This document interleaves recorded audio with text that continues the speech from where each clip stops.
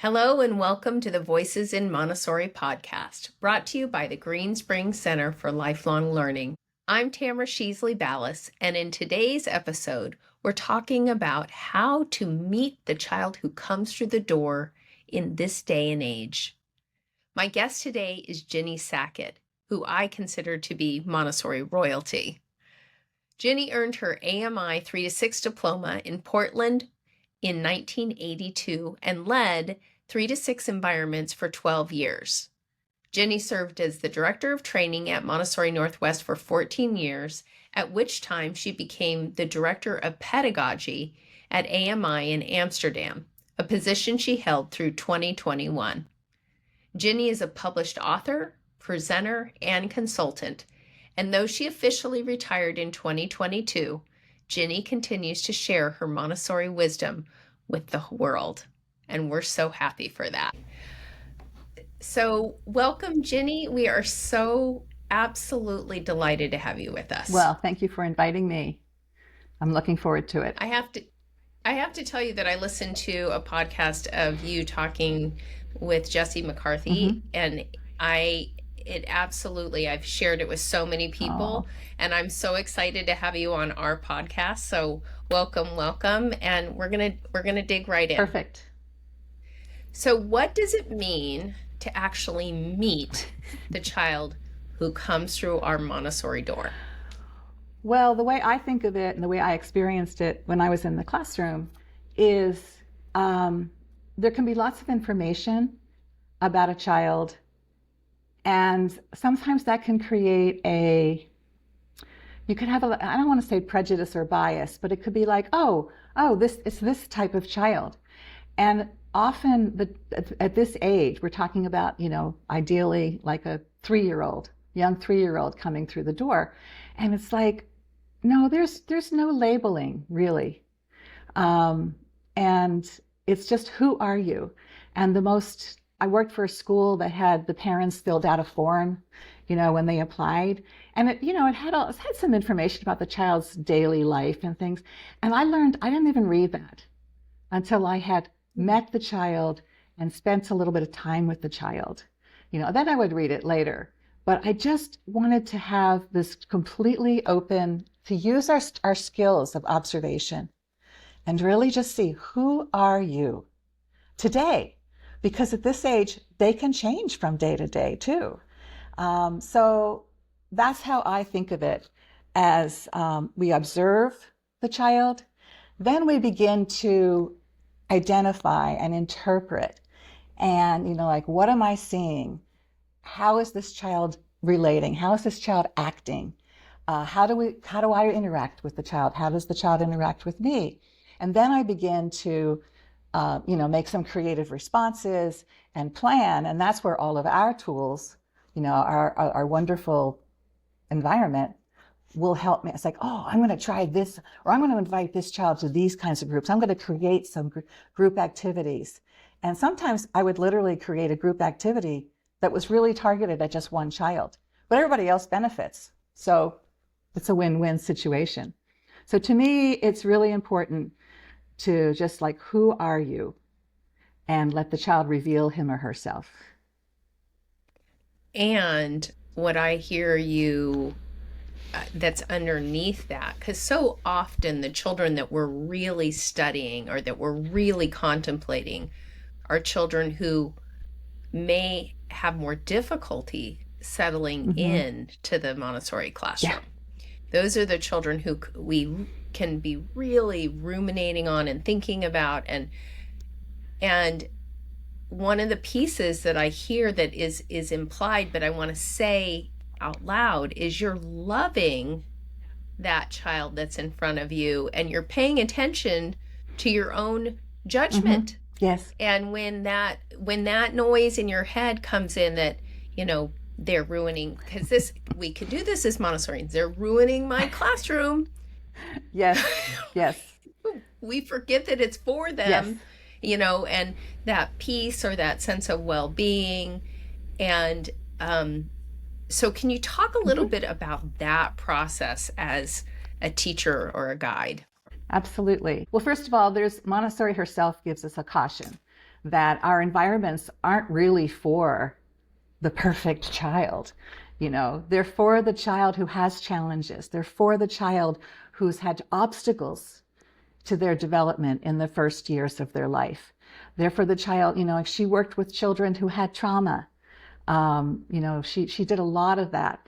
And so if we happen to get a child walking through the door who's absolutely social and calm and is looking around and saying, oh, this looks like fun things to do, that's just the bonus. We're here for them too. But the child we're here for is the child who does have challenges, who's met obstacles, what Montessori called deviations even. And so that's who we're really wanting to serve. And it's easy to fall into a habit of thinking, oh, there's a perfect child for a Montessori environment. There is no profile of the perfect child for a Montessori classroom. It's a pretty wide spectrum of children. I happened to work at a time when it was very rare to diagnose or label a child under the age of 6 with any kind of, medical diagnosis, or most were like on the spectrum kinds of things that we're familiar with today.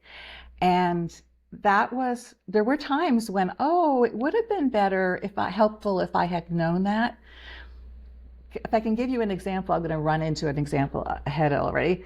A child walked through my door. He was just barely 3. His parents had somehow managed to avoid our little one-on-one meeting that we used to have.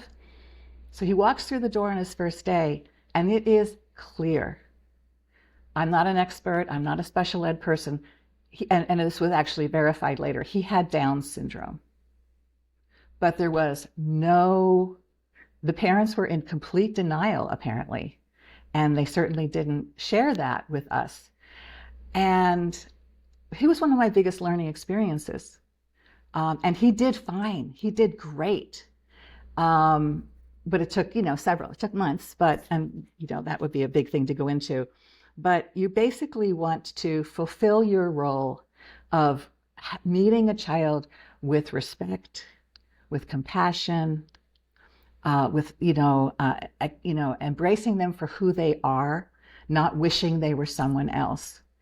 And if you do that, you're supporting that child in their development, in their natural development. You're supporting them in their character development, their social development, as well as their intellectual development. And we have a fantastic set of tools to do that with if we just acknowledge it. Does that give you a little bit more to think about? That's perfect. That's perfect. And can I ask you a kind of a specific question? Because, I'm currently have the privilege of being a head of school. And one of the things that we are really seeing is an uptick in physicality, particularly in Children's House. And in my world, right, the story I tell myself is that the children are exposed to quite a bit of screen, media that has violence in it. And it's really amazing actually how so many really young ones see things that the pacing is really fast, which the research shows with 9 minutes of watching something that's fast paced for a child who's under the age really of 5, the whole day their executive function is impacted. Like it really takes out that part of the brain for whatever reason for the rest of the day. And so we're seeing more and more physicality with an unawareness about the impact on another. They want to work with something and they go and push the child out of the way and sit down to do it. Right. They just, and of course there's an element of parents holding a lot right now in the world. There's a fragility that we're seeing, at least with our families, and the busyness and, like the amount they're having to hold. And so I'd love to have you speak to that a little bit. that physicality Yeah. specifically. Well, great, because I think that's can often be the first thing you notice about seeing who comes through your door. They make it quite clear. Um, I do think I sort of have two tracks on this. One would be, as a sort of a sideline, this is where parent education can come in, where we can support the parents, not just tell the parents what to do so they can be right, but support them and help them strategize ways to deal with this fragility in their home environment, in their child's other environments, and and help their child. So that's one track. But you know what? It's 8:30 in the morning and that child's walking through my door. I can't be thinking about That's right. parent ed or what the parents could be doing before he arrived or she arrived. I'm right there in the moment. And that's one of the beauties of our work. We are in the moment, especially with children in the first plane and with their absorbent minds and their sensitive periods. We're in the moment. Everything else is other moments. They go home, those are different moments. So what is going to happen in this moment? A child who comes in, I've actually had children just like you described, 30 years ago, who did exactly what you're describing. And I think that our strategies, number one, are if there's harm happening, our first task is to interrupt that harm. The child himself has to be safe. Other children need to be safe. The materials need to be safe. So, the tagline that I was given for that was you interrupt the behavior. And you don't do it in a external discipline way. It's just like, you find some way, you interrupt it and distract the child and and keep everything safe. If there's no one being harmed or nothing being harmed, then you don't have to be quite so interrupting. I mean, you just need to, you can fix your pace a little bit. But anyway, you interrupt, and then the second part, which we often forget, is give them something interesting to do. So, because we do have to rely on, there is an absorbent mind at work. There are sensitive periods at work. Movement, okay, activity is sensitive period for movement. So she's showing or he's showing lots of, this need to move. Well, then give them something interesting for their movement. We have a whole range of things. They're not on the shelf necessarily, but they're going to be movement games, singing and moving, following directions. Interest is not in our minds. Their interest is in them. So how they're acting is going to give us some hints of what they might be interested in. They have a loud voice. Well, then let's do some loud things. Let's do some, loud singing. But then you do the loud singing and then you say, oh, that was really loud. Could we do it louder? Get the loud out there. And then, all right, let's do it quietly. Let's sing it quietly, and you start bringing it, and let's sing it so that no one can hear us. So now this child is experiencing this whole range of producing sound.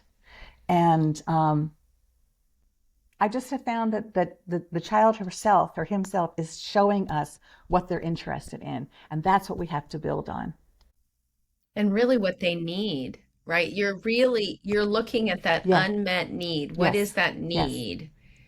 I mean, I remember a great example of this. We had a little guy who he's in a toddler classroom, and he kept taking the mop, and he would turn the mop over and bang the mop on the ground. And I was observing, and it was perfect because the guide came over and said, oh, this is how we use this, and the mop part goes down, and you can actually hurt somebody if you're white, because it's really long, and right. And I think that's really important that they know what their impact on the community could be.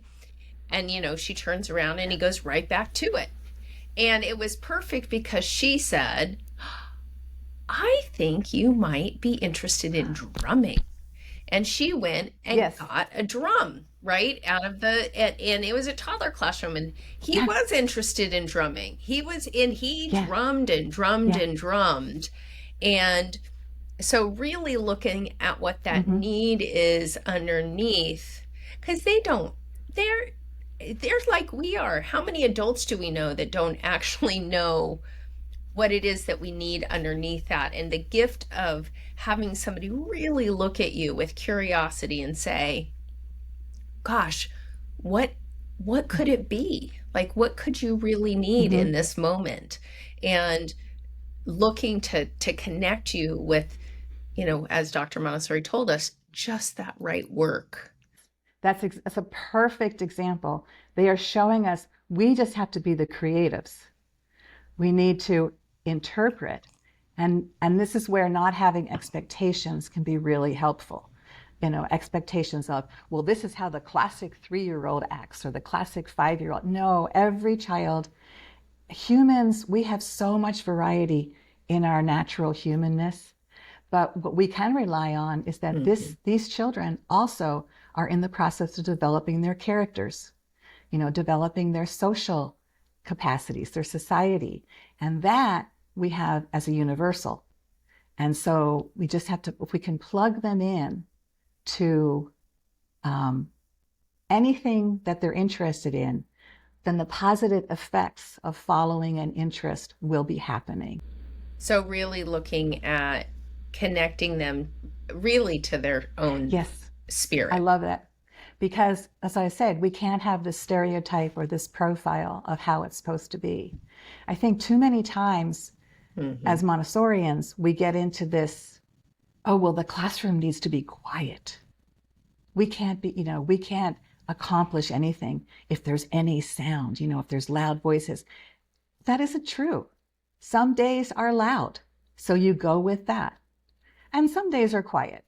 Now, I think that what Montessori shows us is that we have a task that she says that takes our mind off of this manipulation of the child almost.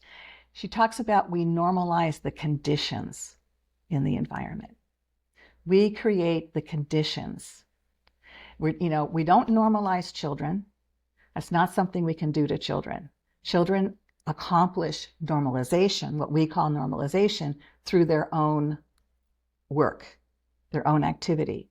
But we normalize the conditions, also known as preparing the environment.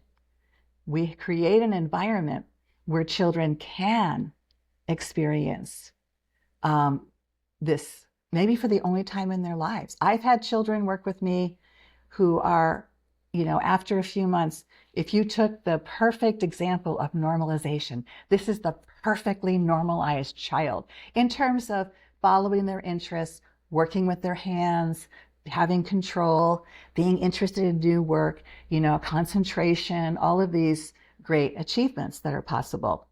But they don't, we don't make that happen. That happens for the child's activity in the environment we prepare. So how do we need to change the environment or adapt the environment? And like I said, you can do that. You can have one child who needs something no other child seems to need, and you can get that to happen.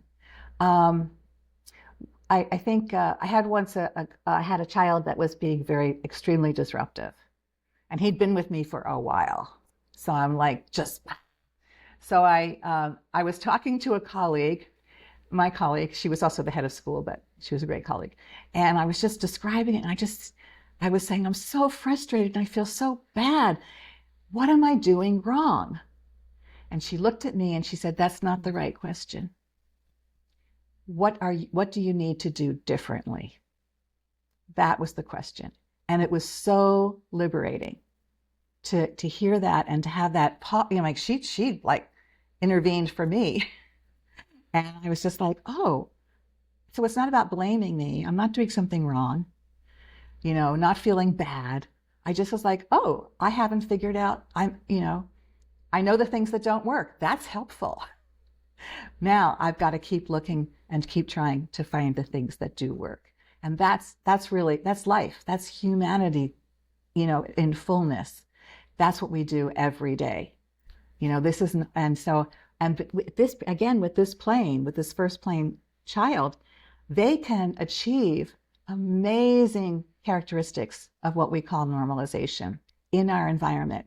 And they walk out the door and the environment changes, they will change. And they go back and forth. And this is where another link for parent education, where they might say, oh, but then he comes home and he's, the parent comes in and observes and see how their child is in the environment. And then they say, well, he's just a crazy person at home. And it's like, oh, well, would you like to talk about things you might do at home that would be more like this environment? And now this parent is interested. We don't do anything unless we're interested. That's a Montessori principle. So now the parent is interested in how can we have this child at home, not just at their school. So I love that. And I want to know what happened with the child. With the child. Well, this one was interesting because he had been with me, I think he was in his 3rd year, but he was getting old. He was like an early second planer. And what I figured out was that he wasn't being mean or disruptive. He was just growing out of this environment. And it's another Montessori principle that the environment that is perfect when you're 3 would be a disaster when you're 6 or 7.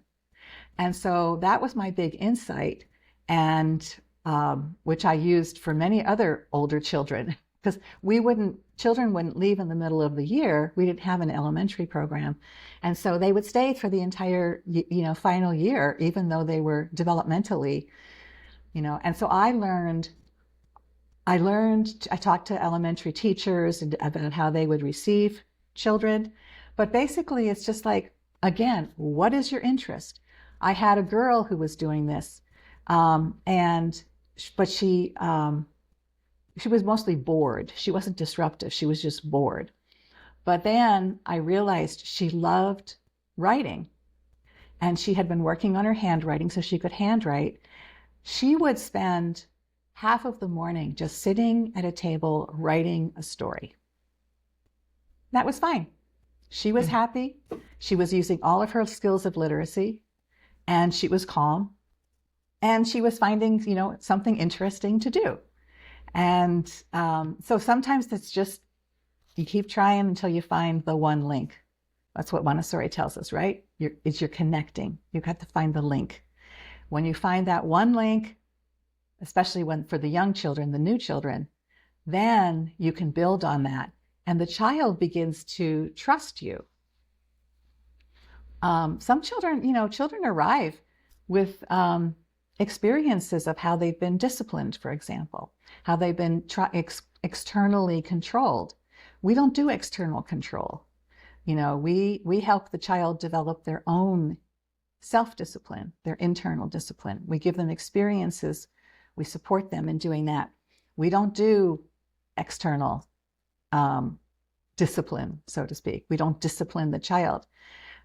This is a very hard one to learn as a teacher, because we live in a world that's all about what adults do to children to get them to do the right thing. And that is not how our environments work. And that's where the observation comes back in. Who's walking through my door is, what is going to grab this child's interest and attention and excitement in a positive, productive, self-controllable way. That's our job, is to figure that out today. It might be different tomorrow, but what is it today? That's why our job is so interesting, because it's never the same one day to the next. And you also have your older children, hopefully, with their modeling. And, there's all kinds of strategies. You can figure out an older child who would be a great companion for this little person, and then you bring that older child into this wonderful what a role to be a mentor, to be a companion, a helper. I found that older children, it's almost like that whole second level of practical life where they actually clean the table because it's dirty. They don't just clean the table because of the movements and the sequence. They notice that it's dirty, so they clean it. And so you can hold on to that as a great need. That function is a very important function for that child coming out of the first plane. So let's give it an outlet. Let's, give them, and you don't have to give them, it's not an assignment like you're in charge of this child now, but it's more like, this little person finally wants to string the beads, something. And so to invite that older companion person, would you just sit next to her while she's stringing the beads and see if she has any questions or if she wants to, and I just found that it was a little chemistry, much better than an adult doing it. I wasn't able to sit next to every child. No one told me to do that. It was not the first thing I tried, but you begin, if you treat yourself the same way, of patience and humility, as Montessori said. Be patient, be humble, just make sure if there's any harm being doing, you do have to interrupt that. But again, like I said, give them something interesting to do. Provide some interesting, whether it's a distraction or a real engagement. This is where I found grace and courtesy was really helpful. As a group, giving group lessons to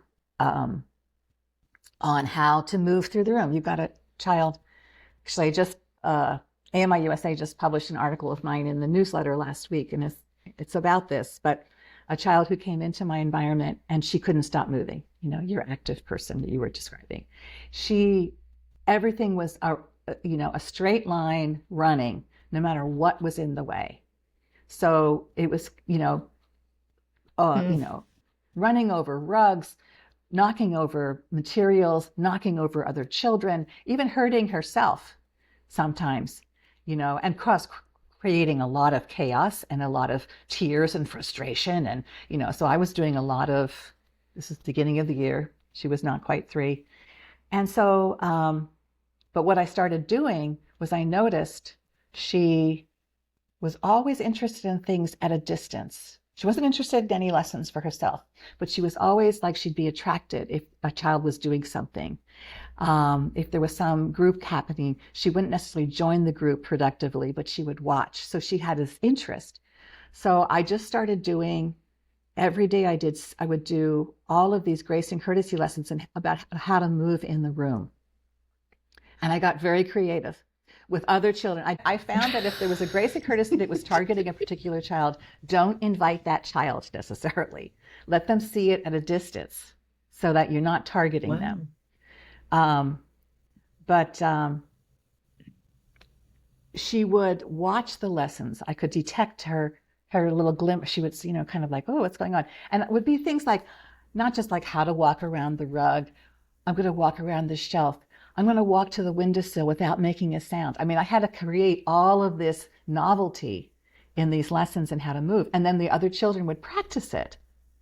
So 2 things happened. One is the control of movement in our environment as a whole just soared. It was so everything. I mean, even children who I would have said, oh, the person's got good control. No, it all, blossomed even more. But she was not getting affected by it. She was watching, but she was still zooming around, and everything. And this lasted for weeks. I mean, I was almost in despair, like, what am I going to do differently now?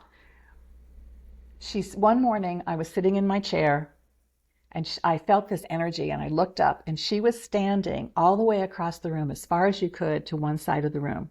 And she was just looking at me. And I was like, I said, look back, and she smiled at me. She was always smiling, by the way, like a bear hug, smiling. So she smiles at me, and then she turns away from me, and she begins walking through the room around. It was like the room was just full of obstacles. She's walking around rugs, around tables, around children, just walked all the way across the room perfectly. And then she looked at me one more time. And my phrase for it afterwards was, and then she never looked back. She became this calm, engaged, highly productive. She stayed with me for 4 years, and she became like, she was eventually all the intellectual work, and she was a great model. But it began with this chaos. So I just came up with a strategy that worked. Now, if it didn't work, I would have to try something else. So, a couple of things. First of all, I just have to note that I cannot tell you how often I find that to be true, is the children who really show up, and toddler somehow, because the classrooms are smaller and it's there's more adult just in the student ratio, we don't see it quite as much. But when they get into Children's House and they were walking in, there's a classroom of 26 children, and there's this little person, and they can be just a tornado, right? And so often those children step into leadership in this way by their third year that is just extraordinary, and really are. I have one guide who says, "Oh yeah, those are my teacher's aides now, right? They're helping run the room." And part of it is taking that energy and that verve and that force and that I don't know, that spirit, and plugging it in so it can be used for good. Because we also know that children, when they're struggling in a setting, that's not good for their self-esteem either, right? They don't want the other children to be frustrated with them when they walk across their work, or for this child bumping into things, running around their room. That is not a way that they end up having that experience of joyful integration into a community. And so for them to be able to take all of that verve, it's that verve of life, and have it learn how to focus that and be purposeful in it. And when I walk into a classroom, I look for three things. And of course it looks different at every level, but really it's three things. It's deep engagement, independence, and joy. And that's if those things are present, I can see that the room is working. And it's not like, of course it's nice when there's a wide variety of materials out, and it's not just all you're in trouble if it's only math. Or like there's not a variety, right? But that deep engagement and independence and joy. And so it's really what you're describing is helping them get to that place where they can create that for themselves. I came up with this phrase. I would recognize that some of these really sort of almost hyperactive children, they really were charismatic leaders because they were attractive. They had leadership potentials, not just qualities. And I'm like, well, if this is a charismatic leader, I want this person to lead for good, because a lot of charismatic leaders don't lead for good. So what you just described is a perfect example that if you fought it, if you didn't go in the direct, one of the phrases that I was given was to ride the horse in the direction it's going.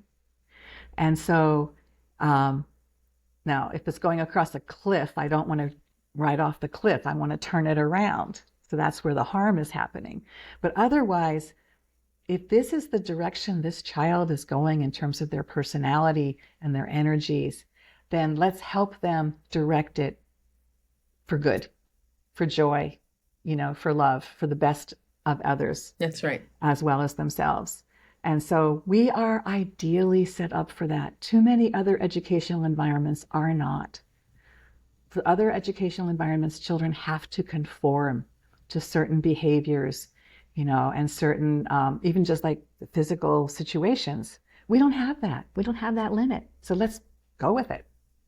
I agree. And I have to tell you, I taught lower L. I taught primary and lower L before I became an administrator. And I had one little guy in lower L, and I still remember he was a first year, and he was so funny. And there was no way to get through a group time without him just derailing. So he had a need. right? And he had a need to be able Mm-hmm. to be funny and hold court. So Mm. he and I worked out a deal, right? We he had a 3-minute protected performance on Friday afternoon group time where he got to have a Wow. show. It was his show.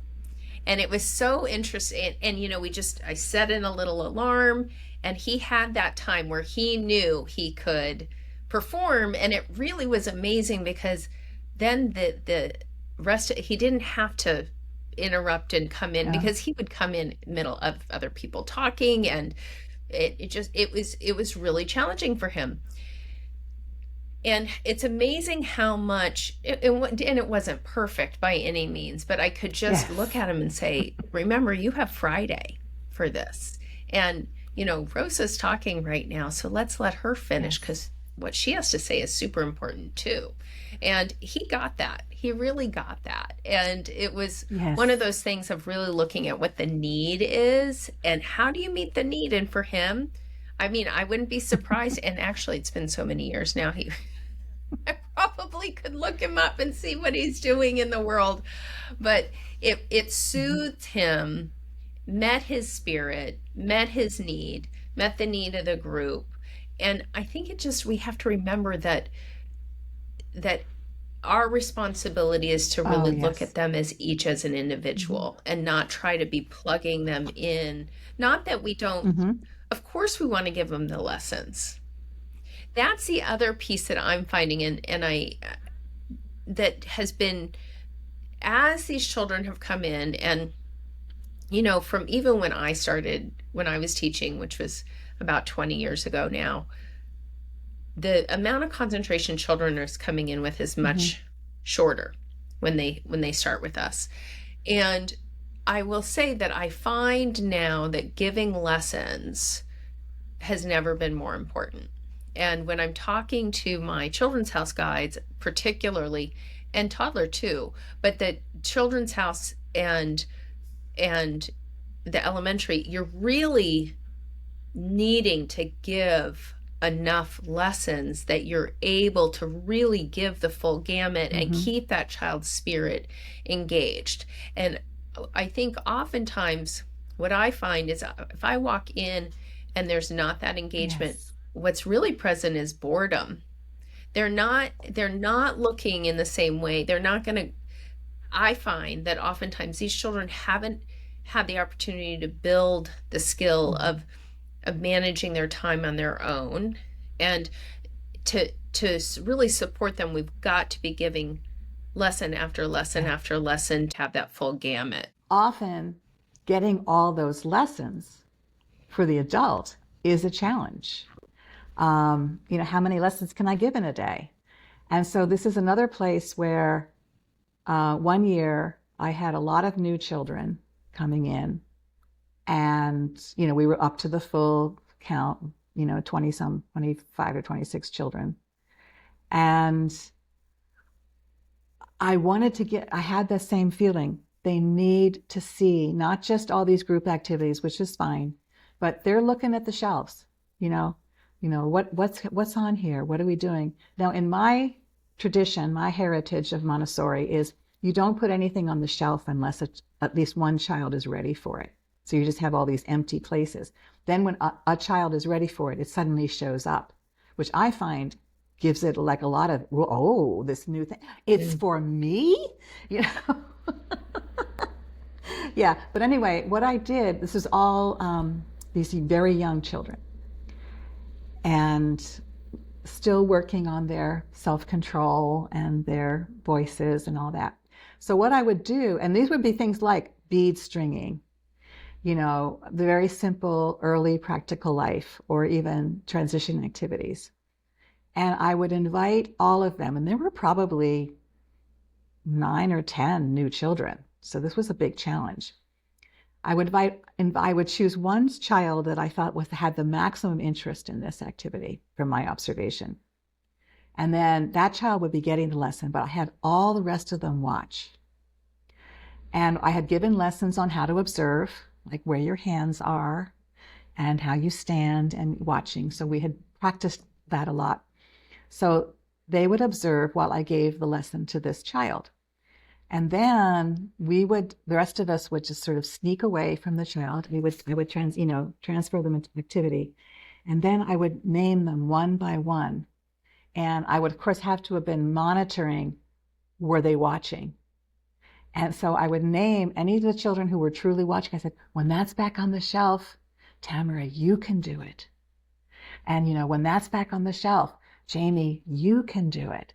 And if a child wasn't watching, I just didn't give them the invitation. Sometimes they took it anyway and they were fine if they took it. But anyway, this way, and then we just would okay, let's do another lesson. And I would pick one of them and pick one of the activities.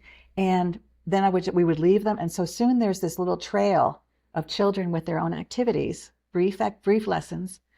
And then there would be children who would be waiting for it to show back up. But again, we had to do grace and courtesy on how you cannot touch it unless it's on the shelf. Not when someone else is carrying it, not when it's on a table or a rug. This is when you can do it. So this is where grace and courtesy, I found, was so valuable, so helpful, because everybody can benefit from those reminders. And even what to say if somebody takes your material or touches your material, finding the right phrasing, that's clear, but this is my activity. You can do it when it's on the shelf, period.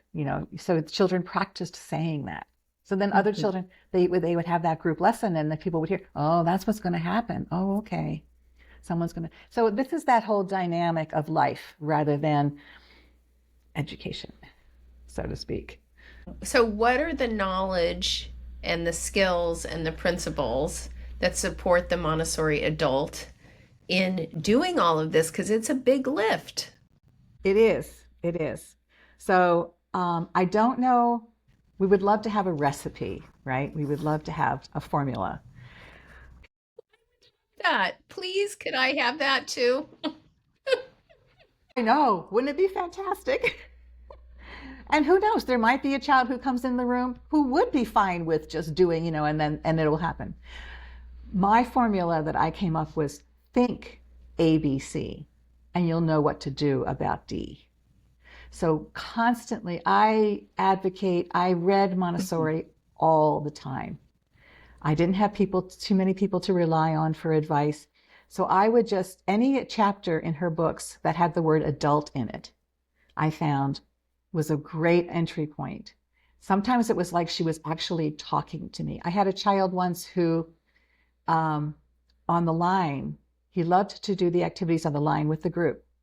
But when you would give the signal for them to all turn in a certain way, he would deliberately turn the other way.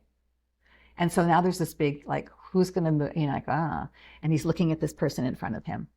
And so that night when I was reading through the books, I found this chapter. Lo and behold, she actually used that example of a child who deliberately turned the opposite way on the line. And her answer was, just let it happen. See how the children resolve it. Don't you have to resolve it. And also, and this is where I started with my charismatic leadership recognition, he could stand there and hold his ground so steadily that gradually every child would turn in his direction. Yes. And then I would give the signal or turn on the music, and they would start to move along the line. And that was her advice. So if you're looking for ideas, stay close to Montessori's. Anything that has the adult in it, anything that talks about, how we support normalization and social cohesion. There's so many ideas in there for us to apply. I think that the biggest thing to also remember is Montessori does give us something closest to a recipe, and this is for normalization. And this is in the book, The Absorbent Mind, on the chapter on normalization. And she says that our goal is to help the children get to this place where they can do a piece of work using their hands with real things accompanied by mental concentration. Most children do not arrive on the first day ready for that. If they are, get them going. But most children need this transition time.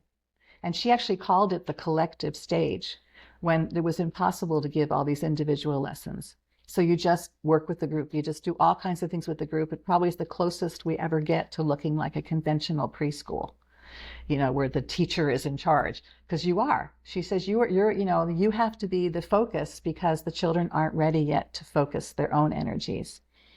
And so all of these activities, spoken language, movement, grace and courtesy. And then as you're doing all of this, and it's fun. That's the other thing. It has to be fun. If it's not fun, if you're not having fun, rethink how you're doing your work. Because even you should go home from your classroom every day. And it was fun. Hard work, but fun. And when all these group things are happening, then you're getting to observe. And who might have that potential for more control of movement, using their hands? What are the clues I'm getting? And then you start getting into those individual practical life activities where they're, again, piece of work, using their hands with real objects, with needing mental concentration. And then you're ready to launch. And that's when you're ready. You start to see those characteristics of the normalization in the child, not imposed onto the child, but that the child is developing them. And at that point, that's a launch point. That's now ready to start again. And that child is ready on their journey towards independence, towards self-direction, self-control, and all the intellectual work of sensorial and literacy and math. But we have so many things that I always say it's the invisible part of the environment is what we start with. The spoken language, the movement, the games, walking on the line, grace and courtesy. That's what we have to start with. And we've got plenty. I think that is so interesting, Ginni, and I have to tell you, I have not heard anyone refer to the collective stage. And it really makes so much sense, yet we expect them to come in and be able to go straight to this individualized work in the work cycle. Montessori herself, I didn't know this term when I was in the classroom. I actually found this. There's a 2-volume set of books that came out in the 1990s, published out of India, called Creative Development by Maria Montessori, Volume 1 and Volume 2. And it's in that, one of those books is where I encountered this term, the collective stage. And she gives, and then if you look back through her other writings, you begin to see, like in The Absorbent Mind, she talks about the chaos that erupts in the room and what to do when it does. So she was talking about it, in many of her works, but in this collective stage, she gives lots of examples. Her favorite that I remember her saying was she apparently loved a group activity where one by one children carried a soup bowl full of water across the room. And she would say it like, okay, who can carry this without dropping any water?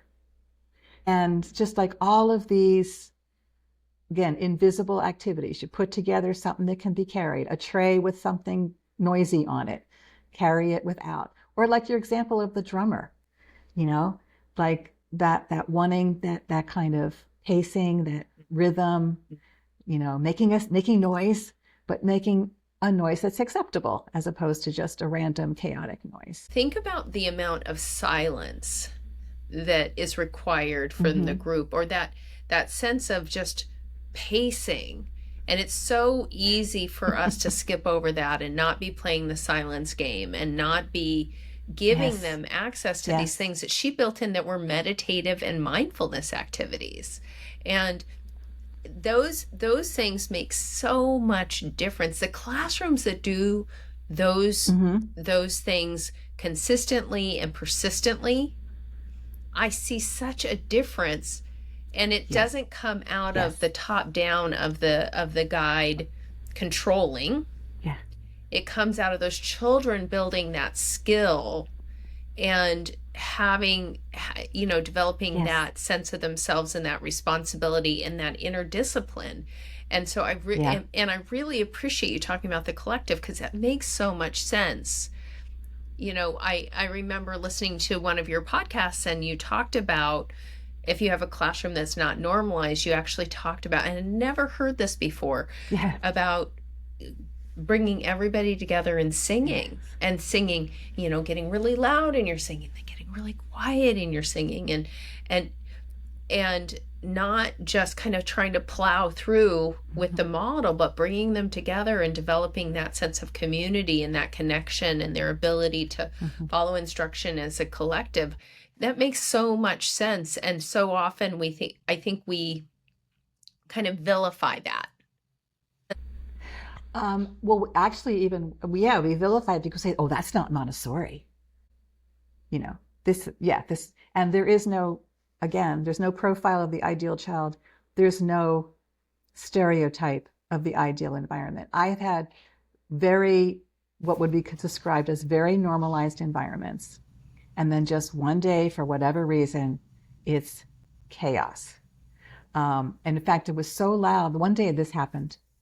And I don't know, I mean, people had workout, it wasn't like we weren't in the collective stage, but like everybody was just making noise, potentially damaging materials because of, making noise with how they put it down on the table or whatever. And and I remember going like, oh my gosh, it's just so loud in here. What's going on? And avoided again saying, what am I doing wrong? It's like, what do I need to do? And I thought, okay, what am I observing? I'm observing noise.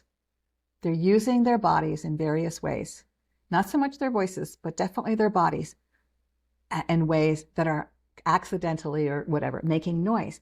So I just went around the room and I just started, like, everybody said, oh, just leave it. No, come with me. Come here. No, just leave it. Come on. All the materials were left out and we all got on the line. So it was the entire group and me. And I got them. And they're, of course, now they're like, because of the interruption, they're kind of like, oh, what's she doing? She's looking a little crazy here. What's going on, And so I looked around and I said, let's stomp our feet on the line and make as much noise as we can. And so we all started stomping our feet really loud. And I go, okay, stop. I bet we can do it louder. Can we do it louder? Let's do it louder.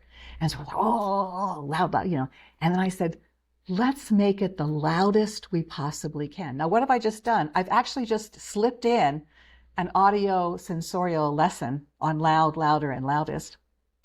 And we make this incredible sound to the point where the head of school came running into the room.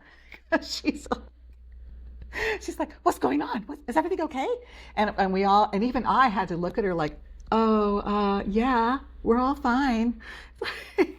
We're just practicing how to make a lot of noise, is what I said. And then she's like, okay, all right, whatever, And so she leaves. But then I'm kind of like, ooh, let's do it. Let's do it quiet. Let's stomp our feet quiet.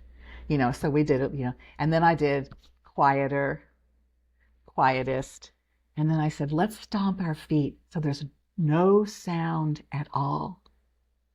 And everybody is like lifting their legs and putting their feet down, but no sound. And when that happened, I said, okay, think about what you were doing before we played this game. Who's ready to go back to what they were doing? And some children were like, oh yeah. And so they go and they moved quietly and all the noisy stuff stopped. And some children went back and got their materials and then they went and put them away and got something else. The whole room for the rest of the day was this wonderful, normal, quiet, because I interrupted it, gave them something. Obviously, they were interested in making noise, so we got to play with what they were interested in and exhausted that a little bit and then moved on. Well, and you didn't you didn't lecture them. You didn't tell them why they were doing the thing and it didn't work and blah, blah, blah. I mean, that is so easy to get caught in, is to always be nagging at them. Yeah. And that's again, the advantage of working with the first plane. We don't need to justify it. We don't need to explain it. We don't need to lecture. Mm-hmm. Just let them experience something and then see where it goes. And of course, that could have been a bigger disaster. I don't know. You know, I mean, they could have all been, in which case we would have had I don't know. I have been known to like clear the room, put all the tables and chairs to the side and have them in a line, and they run across the room and jump and hit a tambourine that I'm holding, you know, but then they have to go back and get in line and wait for their turn. And, you know, I mean, okay, so we completely disrupted the environment in the middle of the morning. So what? We had fun, and they brought their bodies their bodies under control.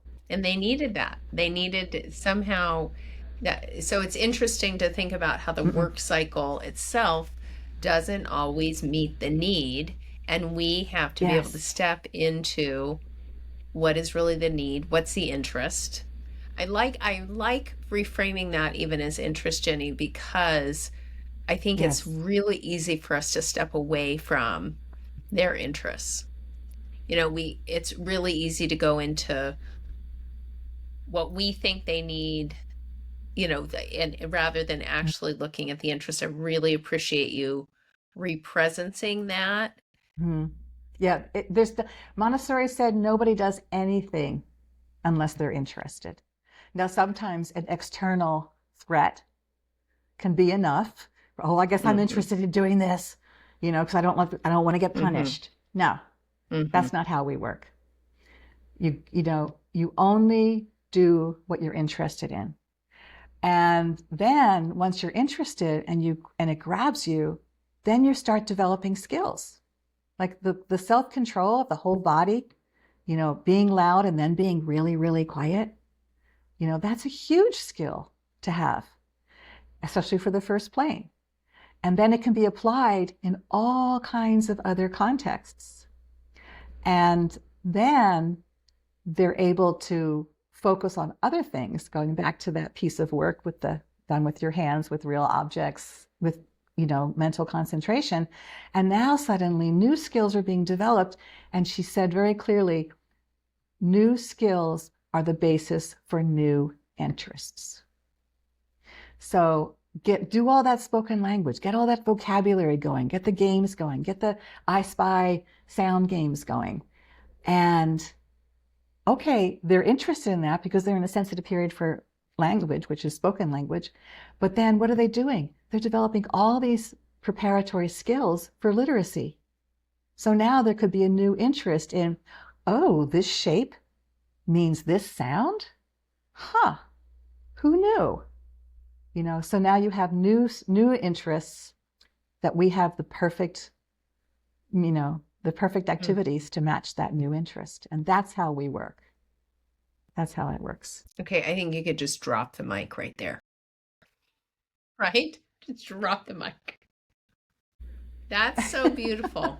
That is so beautiful. We'll see what we can arrange. I'd like 6 more hours to talk to you, please.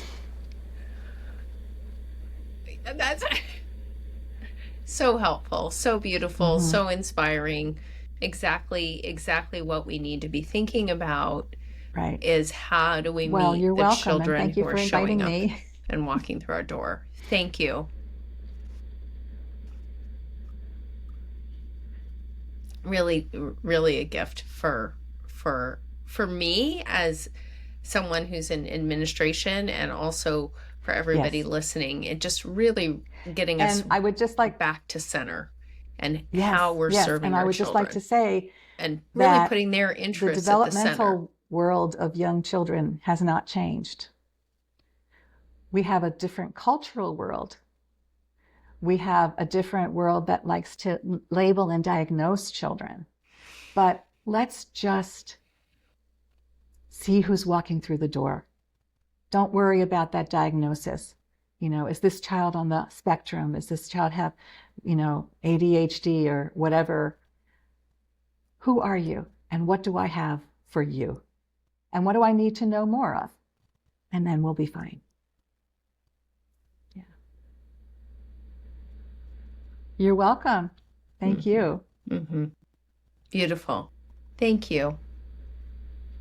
Really, and thank you for all the years of work and deep study that you've brought. Really Yes, appreciate really. that. Spending time with us. And thank you to our listeners. We want to thank Mm-hmm. you all for spending, really, and for the work that you're doing, which is, as far as I can tell, the most Exactly. important work Exactly. there You is are, in the world. you are You are creating a shaping better the future humanity. every day. Yeah. Every day. Sweet. That's right. That's right. So we thank you all, and listeners, we invite you to subscribe to our podcast and hear the latest episodes and join in the conversation on Facebook and Instagram. Dr. Montessori said, an education capable of saving humanity is no small undertaking, and we agree.